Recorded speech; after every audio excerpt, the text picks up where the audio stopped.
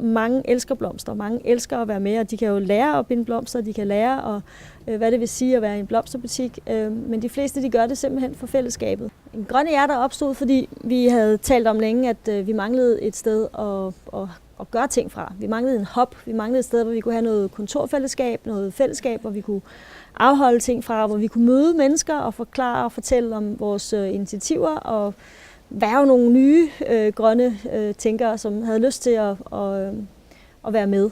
Jeg er med på den forening, fordi jeg har selv været lidt på jagt, hvad jeg kunne gøre i lokalsamfund, hvordan jeg kunne bidrage der, hvor jeg bor, og gøre en forskel. Så fik vi muligheden for at låne det her, eller bruge de her lokaler mod selvfølgelig, at vi betalte for driften af dem.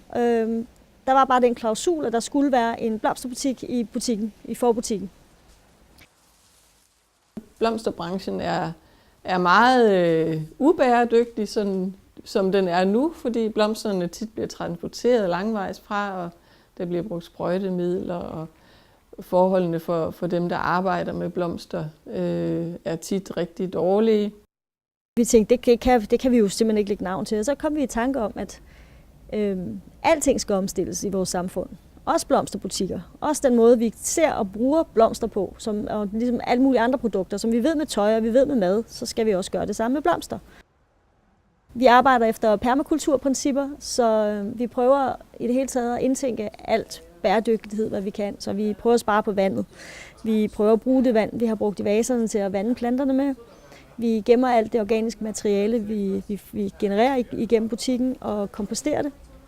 Vi prøver så vidt som muligt at spire så mange ting og lære folk at spire, lære folk at producere deres egne ting, at tage imod bytteprodukter, altså blomster, stiklinge, alt muligt andet for andre, og de ting vi får ind, prøver vi at forære væk.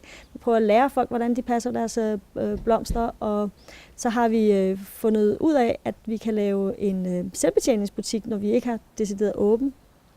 Så det kører simpelthen på tillidsøkonomi, at vi stiller buketter og blomster uden for butikken, og så kan folk betjene sig selv via MobilePay.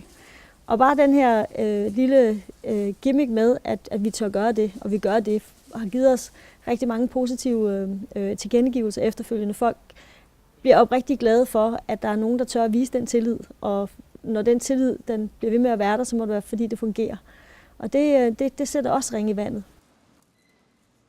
På Grøntorvet, hvor vi køber de fleste af vores blomster, køber vi dem primært fra gartnere, som ikke bor så langt væk, eller fra distributører, som har kontakt til de her danske gartnerier, som producerer de forskellige produkter.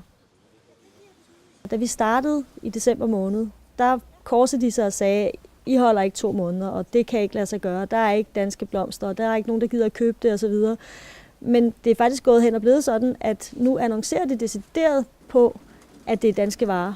Fordi de har fundet ud af, og vores kollegaer i blomsterbranchen, altså blomsterhandlerne, har fundet ud af, at der er et marked for det, at folk rigtig gerne vil købe det, lige netop fordi det er dansk, fordi det er biobekæmpelse, fordi de så ved, at der er sparet CO2, der har været ordentlige arbejdsforhold osv. osv. Vi tog udfordringen op, og vi har faktisk formået at skabe noget helt unikt og fantastisk og sjovt, som en masse folk nu har engageret sig i. Det vi gerne vil invitere folk til at tænke på, det er netop at tage fat lige der, hvor de er, med de kompetencer, de har og de interesser, de har, og så gøre det bæredygtigt.